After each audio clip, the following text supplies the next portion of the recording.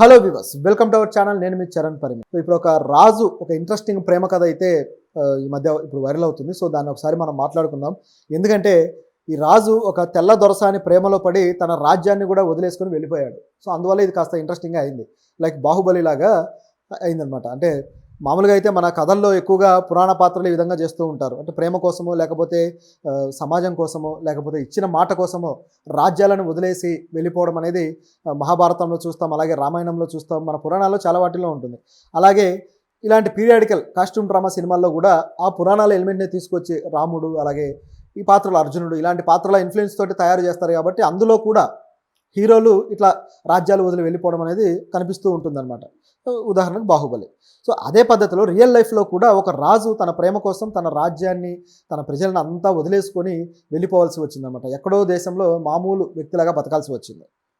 So ఈ రాజ్యం ఎక్కడ ఉంది, ఆ రాజు ఎవరు అని చూస్తే దక్షిణ భారతదేశంలోని పుదుకోట్టై అనే ఆ రాజ్యంలో మార్తాండ భైరవ తొండైమాన్ అనే రాజు అనమాట. సో ఈయన అంటే వారసత్వంగా రాజుగా ఉన్నాడు ఆ ప్రాంతానికి. అంటే అప్పుడు 1915 ఆ టైంలో అప్పటికి బ్రిటిష్ వాళ్ళు చాలా రాచరిక మొత్తం కూడా ఏవైతే జాగీర్లు ఉన్నాయో వీటన్నిటిని కూడా స్వాధీనం చేసుకున్నారు. సో ఏ రాజుల దగ్గర కూడా పేరుకు రాజవంశాల వాళ్ళే అయినా వాళ్ళకు కేవలం కొద్ది సైన్యంతో ఉండేవాళ్ళు తప్పితే రాచరికాలు మెయింటైన్ చేస్తూ మొత్తం రాజ్యాన్ని పరిపాలించే అధికారంలో అయితే వాళ్ళు లేరు. ఇంకా చెప్పాలంటే బ్రిటిష్ వాళ్ళు స్వాధీనం చేసుకున్నాక పెన్షన్ రూపంలో వాళ్ళకు అమౌంట్ ఇస్తూ వచ్చేవాళ్ళ రాజులకి. ఇది ఆ టైంకి జరుగుతూ ఉంది. అయితే ఇక్కడ ఉన్న బ్రిటిష్ వాళ్ళ చట్టాల ప్రకారమే ఆ రాజులు కూడా మసులుకోవాల్సిన పరిస్థితి అప్పటికి ఏర్పడింది భారతదేశంలో. గట్టిగా స్వాతంత్రానికి గట్టిగా ఒక 30 ఏళ్ళ ముందు అనుకోండి చూస్తే. సో దీన్ని బట్టి చూస్తే ఆ టైంలో ఏం జరిగింది అనేది గమనిస్తే, ఆ రాజు ఆ మార్తాండ ఒకరోజు అనుకోకుండా ఒక హోటల్కి వెళ్ళినప్పుడు అక్కడ ఒక అమ్మాయిని చూశాడట. అది కూడా ఒక ఆస్ట్రేలియా అమ్మాయిని. పేరు వచ్చేసి మోలీ పింక్. సో ఈ మోలీ పింక్ అనే అమ్మాయిని చూడగానే ఒక్కసారిగా లవ్ ఎట్ ఫస్ట్ సైట్ లాగా ఆవిడ కనెక్ట్ అయిపోయాడు. సో కనెక్ట్ అయిపోయి అతని ఊహల్లో, అలాగే అతని ఆలోచనలో పూర్తిగా ఆవిడ నిండిపోయింది. సో ఆవిడ గురించే ధ్యానించడం ఆయనకు అలవాటు అయిపోయింది అనమాట. సో ఇలా లాభం లేదు, ఎలాగైనా సరే ఆవిడని పెళ్లి చేసుకోవాలని చెప్పేసి డిసైడ్ అయ్యి అతను ఆస్ట్రేలియాకి వెళ్ళిపోయి ఆవిడ తల్లిదండ్రులు కలిసి ఇట్లా ఆవిడని ఇష్టపడుతున్నాను, పెళ్లి చేసుకుంటానని చెబితే వాళ్ళ పెళ్లికి ఒప్పుకున్నారు. సో ఆవిడ కూడా అతను ఇష్టపడింది. అంటే ఆ హోటల్లో ఉన్న టైంలోనే కొద్దిగా ఆవిడతోటి మింగిల్ అవ్వడము, కొద్దిగా ఇష్టపడడం ఇవన్నీ జరిగాయి. సో తర్వాత ఆ పెళ్ళికైతే ఒప్పుకున్నారు. నిజానికి వాళ్ళది కూడా ఒక మంచి ఫ్యామిలీ. ఆవిడ ఫాదర్ ఎవరైతే పింక్ మోలీ ఉన్నారు కదా, ఆవిడ ఫాదర్ వచ్చేసి ఒక అడ్వకేట్ అనమాట. కాబట్టి వాళ్ళకంటూ ఒక మంచి స్టేచర్ అయితే ఇదిలో ఉంది వాళ్ళ దేశంలో. మొత్తానికి ఒప్పుకున్న తర్వాత ఇప్పుడు ఆవిడని తీసుకొని వచ్చి ఇండియాలో పెళ్లి చేసుకోవాలి. ఇది ఇక్కడ ఉన్న కాన్సెప్ట్. అయితే ఇందులో ఆయన ఇండియాకి తిరిగి వచ్చిన తర్వాత ఈ విషయాన్ని బ్రిటిష్ వాళ్ళకి చెప్పాడు. బ్రిటిష్ వాళ్ళ చట్టాలు ఏమున్నాయంటే, ఎవరైతే వైట్ ఆరిజిన్ వాళ్ళు ఉంటారో సో వాళ్ళని పెళ్లి చేసుకోవడానికి వీల్లేదు. అంటే వైట్ రేస్, ఇది ఒక రేసిజమే. బ్రిటిష్ వాళ్ళు అంటే ఇక వాళ్ళు తెల్లవాళ్ళు కాబట్టి వాళ్ళ రేసిజం ఇండియన్స్ మీద చూపించారు, అలాగే ఆఫ్రికన్స్ మీద చూపించారు, అందరి మీద చూపించారు. సో ఆ విధంగా ఇక్కడ కూడా రేసిజం అనేది వచ్చింది. భారతీయులు తెల్లవాళ్ళు అంటే బ్రిటిష్ వాళ్ళని చేసుకోవద్దనే రూల్ అయినా సరే ఇక్కడ కూడా అప్లై అయింది. అది ఆస్ట్రేలియన్స్ కావచ్చు, ఎవరైనా సరే వైట్ రేస్ వాళ్ళని చేసుకోవడానికి వీల్లేదు అని.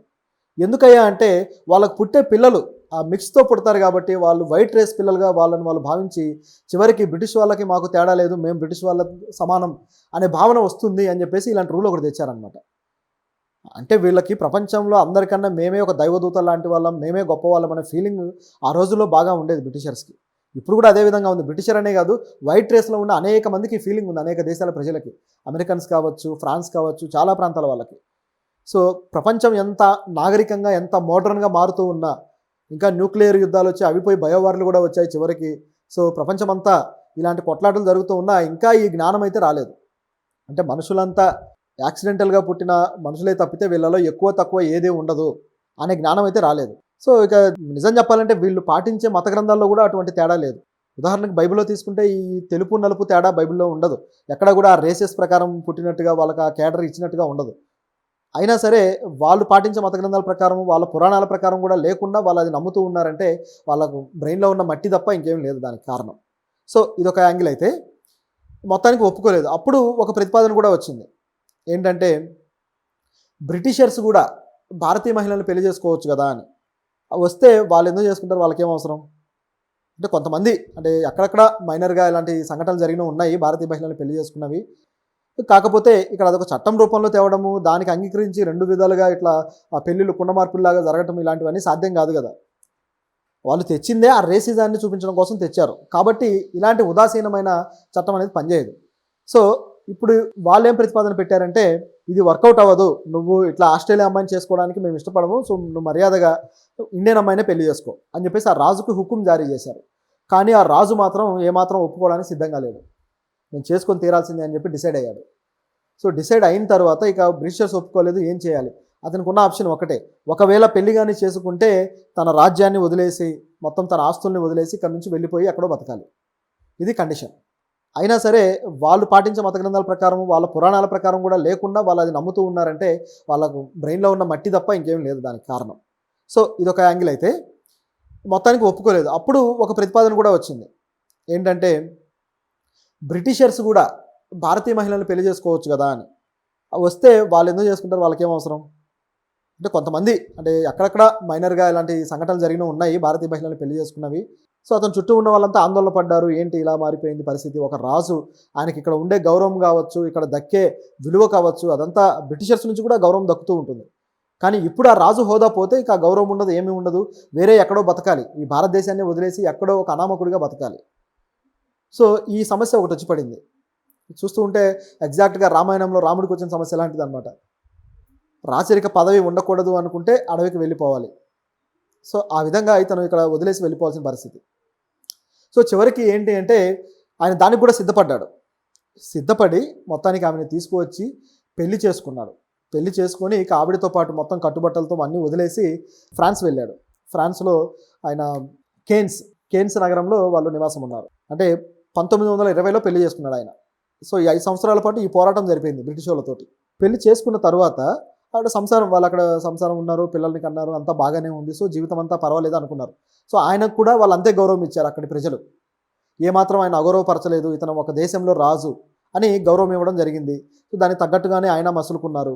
ఇలా అయిన తర్వాత 1928లో ఆయన చనిపోయాడు. సో ఆ విధంగా ఆయన చనిపోయాడు. చనిపోయిన తర్వాత ఆయన అస్థికలు ఉంటాయి కదా, సో ఆవిడ ఏమనుకున్నారంటే ఈయనని భారతదేశంలోనే పెట్టాలి, ఈయన పార్థివ దేహం అని చెప్పేసి ఆవిడ కలగన్నారు. అంటే అక్కడ దహన సంస్కారాలు అవన్నీ చేయాలి అని చెప్పేసి. అయితే దానికి బ్రిటిషర్స్ ఒప్పుకోలేదు. అప్పటికి మేము ఏమాత్రం ఒప్పుకోమని చెప్పేసి వాళ్ళు చెప్పేశారు. సో వాళ్ళంత కఠినంగా ఉన్నారంటే ఇతని విషయంలో, అంటే ఒక వైట్ రేస్ ఉన్న మహిళను చేసుకుంటే వాళ్ళకి ఎంత కోపం వచ్చిందో చూడండి. ఆయన శవాన్ని కూడా భారతదేశం అడుగుపెట్టనివ్వలేదు. అంత ఉక్రోషమా. సో అంత రేసిజం వాళ్ళల్లో ఉంది. చివరికి ఆవిడ ఇంకేం చేస్తారు, ఆవిడ ఇక అక్కడే ఖననం చేయడం జరిగింది. అంటే లండన్ తీసుకువెళ్ళి లండన్లో అట్లా ఖననం చేశారు. తర్వాత ఆయన చిహ్నం కూడా ఆ లండన్లో ఉంది, కింగ్ మార్తాండ చిహ్నం. సో అది లండన్ వెళ్ళిన వాళ్ళు చూడొచ్చు. సో ఇది ఆయన ప్రేమ కథ. అంటే కాస్త ఆయన ఎంతో ఇష్టపడి చేసుకున్న ఎక్కువ కాలం జీవితం ఆ సంసారం సాగలేదేమో, కేవలం ఒక 8 సంవత్సరాలు మాత్రమే సాగింది. ఆయన రాజ్యాన్ని అన్నింటినీ వదిలేసుకొని పోవడం కూడా ఒక త్యాగమనే చెప్పాలి. ఎందుకంటే ఈ రోజుల్లో రాజ్యాలని, అధికారాలను అడ్డం పెట్టుకొని మహిళల్ని చెరబట్టే వాళ్ళు ఈ రోజుల్లో తయారయ్యారు. అప్పటి నుంచి ఉందనుకోండి, పురాణ కాలం నుంచి కూడా, కానీ ఈ మధ్య కాలంలో కూడా అది ఎక్కువగానే ఉంది. అటువంటి టైంలో తన ప్రేమ కోసం ఈ విధంగా వెళ్ళిపోవడం అనేది ఒక ఆసక్తికరమైన సంఘటన.